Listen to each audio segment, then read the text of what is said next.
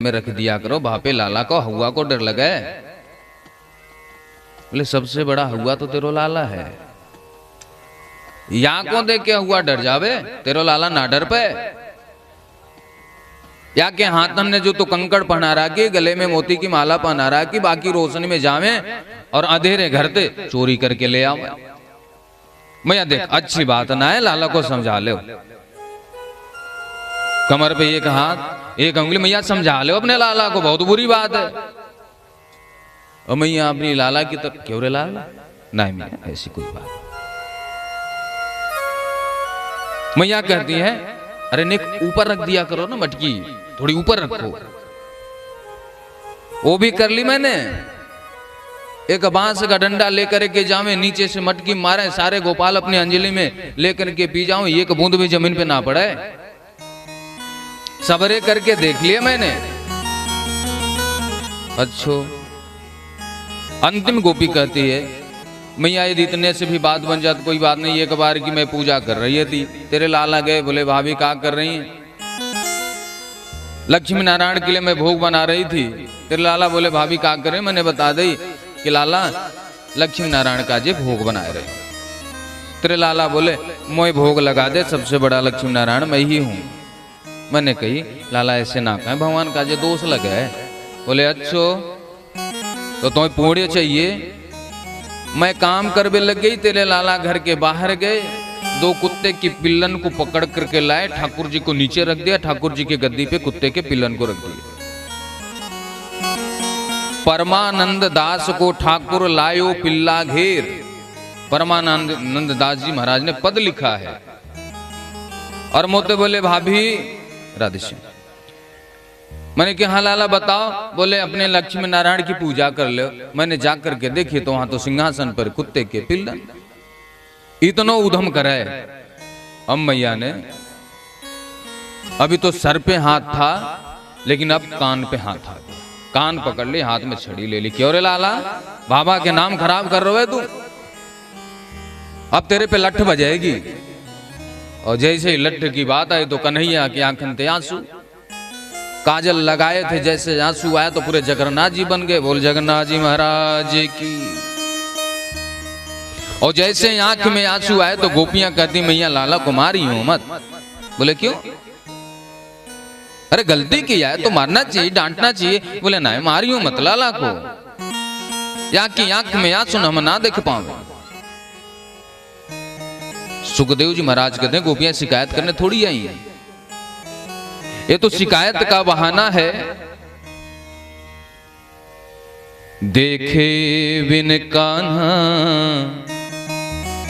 मन जब नहीं माना, इन आंखों से आज हमने ब्रह्म को पहचाना। कृष्ण पद कमलों में मन को लगाना, गोपियों का ताना ये उल्हाना तो बहाना है।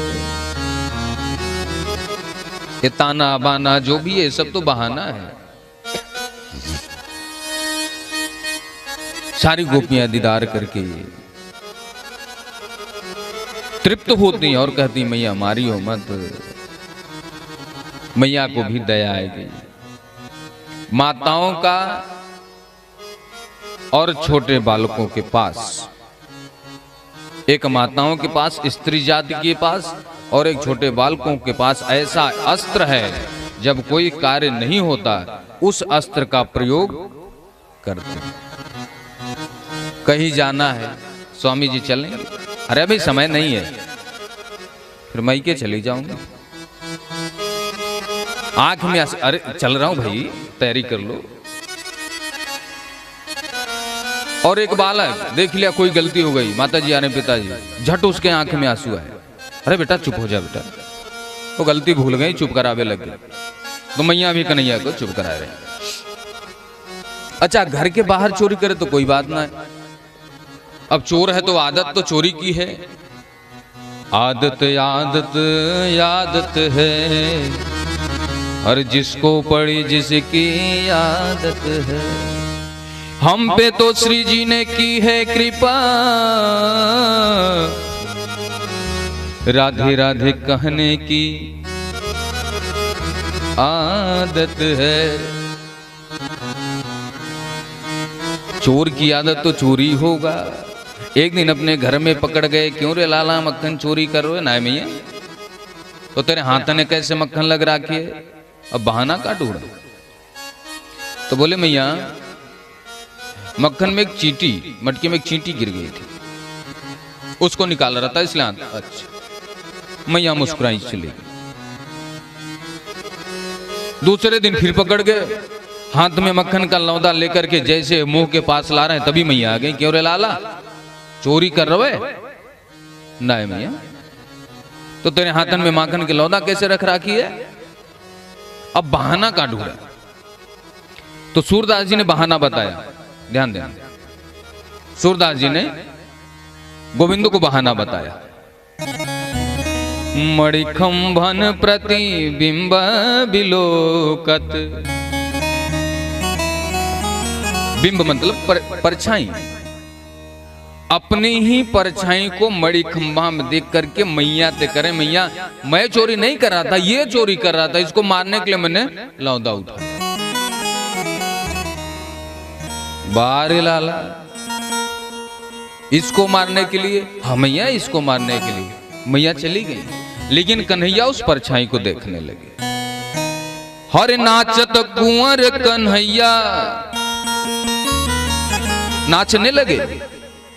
और नाचते नाचते देखते देखते ऐसा ही एक समय आया कि जो बाहर कृष्ण था उसने अपने आप को गोपी भाव समझ लिया, और जो उसकी परछाई थी उसको कृष्ण समझ लिया। राधा माधव एक ही है, अलग नहीं है। राधा तंत्र में बहुत अच्छा वर्णन इसका है, आप पढ़िएगा। कृष्ण ही राधा है, राधा ही कृष्ण है। जो बाहर कृष्ण थे वह अपने आप को गोपी मान लिए, राधा हो गए, और जो उनकी परछाई थी वह कृष्ण हो गया। इसलिए भजन भी बहुत अच्छा बना है, राधे राधे रटो चले आएंगे। यदि आपका शरीर जा रहा है तो आपकी परछाई साथ जाएगी। यदि राधा प्राण है तो कृष्ण शरीर है, और यदि कृष्ण प्राण है तो राधा शरीर है, अलग नहीं है। एक बार राधा रानी बैठी गोलोक धाम में, कन्हैया गए। राधा रानी कृष्ण की आह्लादनी प्रेममयी शक्ति हैं, कोई स्त्री नहीं है। आपके घर में यदि प्रेम बना हुआ है तो चार भाई गोती एक ही साथ रहते हैं, झगड़ा हो गया तो सब अलग हो जाएंगे। आज हमारा या आपका प्रेम है, चाहे कथा के माध्यम से ही प्रेम है, तभी सब लोग बैठ के सुन रहे हैं, मैं सुना रहा हूं। यहीं पे झगड़ा हो जाए तो कोई नहीं बैठेगा। ये जो प्रेममयी शक्ति है वही राधा रानी है, संसार को जोड़ने का, निष्काम प्रेम दर्शाने का जो शक्ति है वो राधा रानी। तो कन्हैया कहते हैं कि राधे, जो रूढ़ भाव, स्नेह मान प्रणय, रूढ़ भाव अधिरूढ़ भाव, ये जो रूढ़ भाव अधिरूढ़ महाभाव प्रेम का, मोदनाक्ष भाव मादनाक्ष भाव, जो सबसे अंतिम भाव है, वो भाव मेरे अंदर कैसे आएगा, आपके अंदर कैसे आया? राधा रानी कहती, गर जो मेरे रोने से आए हंसी तो मैं रो रो के हंसाया करूं। प्रेम का मतलब क्या होता है? आजकल दुनिया में बहुत सारे लोग प्रेम करते हैं ना। अब तो एक नया फैशन चल गया है कि माँ को भी बाप को भी सबको लव यू पापा, लव यू डैडी, एक नया फैशन चल गया है। मतलब बाप से भी बच्चा बता रहा है कि मैं आपसे प्रेम करता हूं। ये बताने की चीज है क्या? अपनी संस्कृति को धो के रख दिए भाई। लव यू भाई, हद हो गई। मतलब माँ बाप को भी घुसेड़ दिया उसी में। अरे कम से कम माँ बाप से तो इस तरह की भाषा न बोले, अपने संस्कृति को अपमानित न करें। बाप बोल रहा है लव यू बेटा, पूरा नाटक। बच्चों को आप क्या कहां भेज रहे हो, किस धारा में भेज रहे हो आप बच्चे को? प्रेम करके बताया नहीं जाता, याद करके जताया नहीं जाता, रोया तो दिल से जाता है, आंखों में आंसू लाया नहीं जाता। हमारा ये संस्कार है, हमारे संस्कृति का ये संस्कार है, आज बताना पड़ रहा है।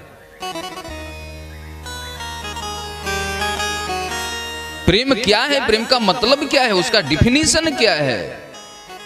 राधा रानी कहती है यदि मेरे रोने से आपको हंसी आएगी तो मैं रोऊंगी लेकिन आपको हंसाऊंगी। बोली ये भाव आपके अंदर आया कैसे, ये बताइए। तो राधा रानी कहती है आपको राधा बनना पड़ेगा।